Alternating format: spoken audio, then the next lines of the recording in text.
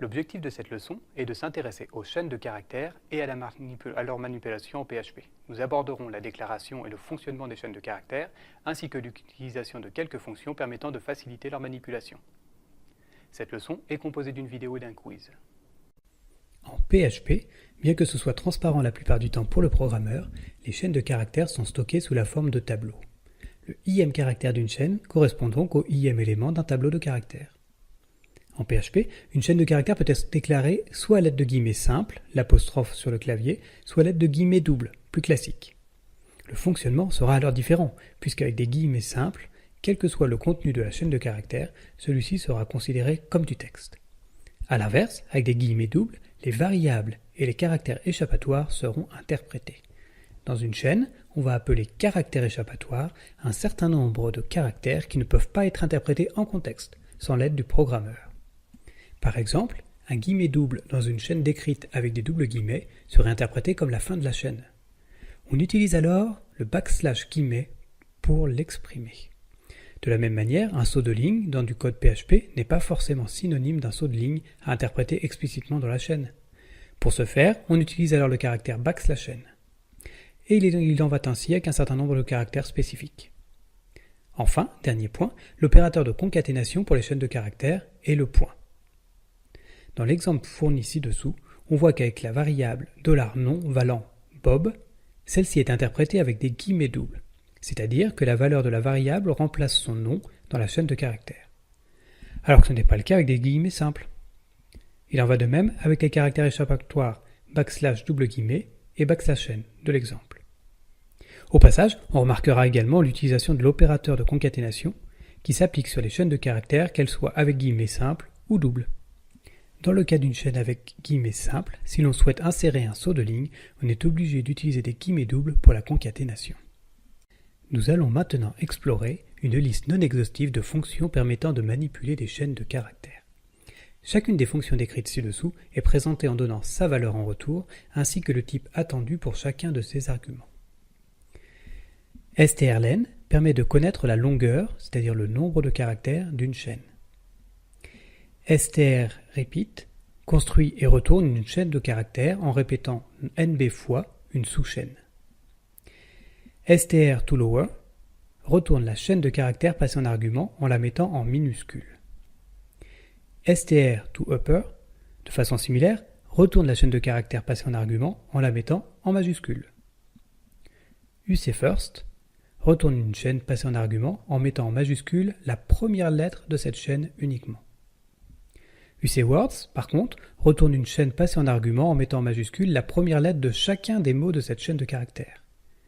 Un mot est ici défini comme une séquence de caractères qui suit immédiatement un caractère blanc, c'est-à-dire un espace, une tabulation, un nouveau saut de ligne. Les trois fonctions suivantes fonctionnent de la même manière en supprimant des caractères en début de chaîne, ltrim comme left trim, fin de chaîne, rtrim comme right trim, ou des deux côtés de chaîne trim. Pour ces trois fonctions, les arguments sont la chaîne à modifier et la liste des caractères à supprimer. Afin d'illustrer l'utilisation de ces différentes fonctions, on va considérer 4 chaînes de caractères, $nom, $prénom, $adresse et $email, contenant des erreurs de saisie. Elles vont être ainsi reformatées, puis utilisées afin d'afficher les données formatées sur un utilisateur. $prénom voit d'abord ses caractères inutiles en début et fin de chaîne supprimés, puis mis en minuscule, avant de voir son premier caractère mis en majuscule. $nom est également filtré, suppression de l'espace en début de mot, et tous les caractères sont mis en majuscule. $nom est ensuite concaténé à $prénom.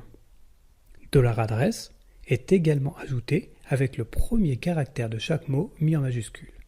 Enfin, $email est ajouté ensuite, aligné avec l'adresse en ajoutant le nombre d'espaces correspondant à la longueur de $nom et de $prénom.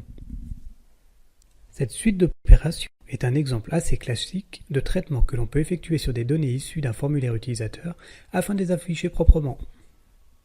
La fonction str permet de faire une recherche sensible à la casse, c'est-à-dire en tenant compte des majuscules et des minuscules. Elle retourne tous les caractères de $sch depuis la première occurrence de $ch2 jusqu'à la fin. str-i-str fait de même, mais sans tenir compte de la casse. Sub-str permet d'extraire grand N caractères à partir d'un indice donné dans une chaîne de caractères. Substr compte le nombre d'occurrences d'une sous-chaîne de caractères. strReplace permet de remplacer dans la chaîne $ch toutes les occurrences de la sous-chaîne oldch par la nouvelle sous-chaîne newch. Enfin, strPos retourne l'indice de la première occurrence de sous-chaîne trouvée dans la chaîne principale. Dans l'exemple que je vous propose d'étudier, il va s'agir de traiter la chaîne de caractères un pot de lait et un pot de miel. strstr va retourner la sous-chaîne démarrant à la première occurrence de pot, soit pot de lait et un pot de miel. strPos va retourner l'indice de la première occurrence de un pot, avec 1 commençant par une minuscule, soit 18. On rappellera à cette occasion que les tableaux et donc les chaînes de caractères, qui sont en réalité stockés comme des tableaux de caractères, débutent toujours à l'indice 0. Substr va ici retourner la sous-chaîne de 6 caractères en démarrant à l'indice 18, soit un pot. Substr count dénombre le nombre d'occurrences de la sous-chaîne pot, soit 2.